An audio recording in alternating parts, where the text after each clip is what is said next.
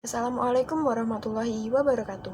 Tugas ini dibuat untuk memenuhi aktivitas kelompok mata kuliah Dinamika Kelompok yang diampu oleh Ibu Fenty SAG MPD. Kami dari kelompok 9. Sebelumnya, perkenalkan, nama saya Anisatur Rahma Azizah, NPM 1911013.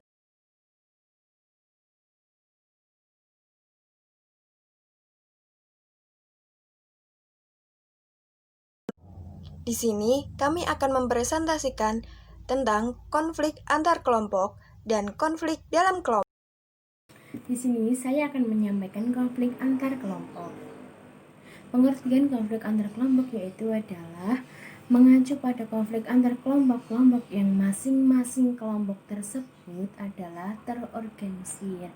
Yang kedua, konflik antar kelompok juga mengacu pada apa yang mungkin lebih baik digambarkan sebagai konflik antara orang yang tergolong dalam kategori sosial yang berbeda, meskipun tidak selalu menjadi anggota kelompok yang terorganisir.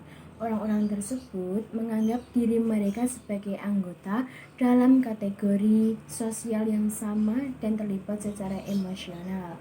Misalnya, konflik antar anggota kategori etnis dan ras. Seperti konflik yang selanjutnya adalah teori konflik antar kelompok. Condor dan Brand 1988 mengemukakan bahwa adanya hubungan yang berkonflik antara kelompok-kelompok sosial adalah filter yang dimiliki di masyarakat.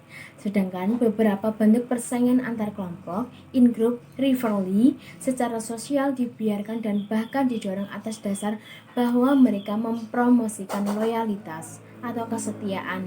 In-group, misalnya kesebelasan sepak bola dan melindungi proses demokrasi atau partai politik, dan manifestasi lain konflik sosial dianggap sebagai sangat buruk. Yang selanjutnya yaitu adalah identifikasi ke dalam kelompok, outgroup, dan etnosentrisme. Sandmer dalam Delmater 2011 mengamati bahwa orang yang memiliki kecenderungan mendasar menyukai kelompok mereka sendiri, in-group, akan menentang kelompok luar, out-group. Sandmer berhipotesis bahwa anggota kelompok yang sangat mengidentifikasi kuat dirinya dengan kelompok in-group sangat rentan untuk menahan sikap positif terhadap kelompoknya sendiri dan menganggap sikap negatif terhadap kelompok lain atau kelompok luar, yaitu out-group. Yang terakhir adalah contoh konflik antar kelompok. Yang pertama, tawuran antara siswa SMA dan SMK di kota besar. Yang kedua, bentrok antara polisi dengan massa saat demo. Yang ketiga, persaingan antara caleg saat pemilu. Yang keempat, perbedaan pendapat. Yang kelima, sikap selalu ingin menang sendiri. Apa itu konflik dalam kelompok? Menurut Yusuf, konflik dalam kelompok dapat terjadi akibat ketentuan norma yang berlaku tidak sesuai dengan norma pribadi individu selaku anggota kelompok.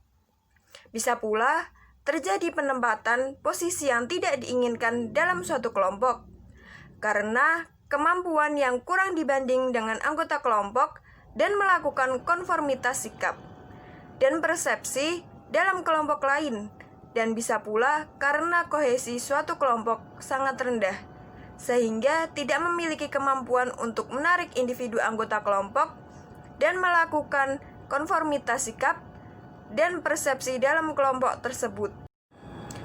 Penyebab konflik dalam kelompok. Yang pertama adalah salah pengertian atau berita yang tidak dikomunikasikan secara lengkap dan utuh. Yang kedua, perbedaan tujuan kerja karena perbedaan nilai hidup yang dianut. Ketiga, perbuatan dan persaingan dalam hal fasilitas kerja dan jabatan yang terbatas. Keempat, masalah wewenang dan jenis tanggung jawab. Kelima, penafsiran yang berbeda atas suatu hal dan peristiwa yang sama. Keenam, kurangnya kerjasama antar sesama. Ketujuh, tidak menaati tata tertib yang berlaku bagi semua anggota organisasi. Yang kedelapan, ada usaha menguasai dan merugikan. Kesembilan, pelecehan pribadi dan kedudukan. Kesepuluh, perubahan dalam sasaran prosedur kerja. Konflik dalam kelompok akan mengakibatkan dua hal, yaitu hal positif dan hal negatif. Akibat hal positif adalah, pertama, organisasi menjadi lebih dinamis. Yang kedua, sebagai pengalaman berharga. Yang ketiga, pimpinan lebih berhati-hati dalam mengambil keputusan. Yang keempat, melahirkan pribadi yang kreatif, kritis, dan inovatif. Yang kelima, menumbuhkan sikap toleransi. Akibat negatif konflik dalam kelompok. Yang pertama, komunikasi organisasi menjadi terhambat. Yang kedua, kerjasama organisasi menjadi terhalang. Yang ketiga, memunculkan salah paham, curiga, dan intrik. Yang keempat, stres yang berkepanjangan menyebabkan orang yang berkonflik akan menarik diri dari pergaulan.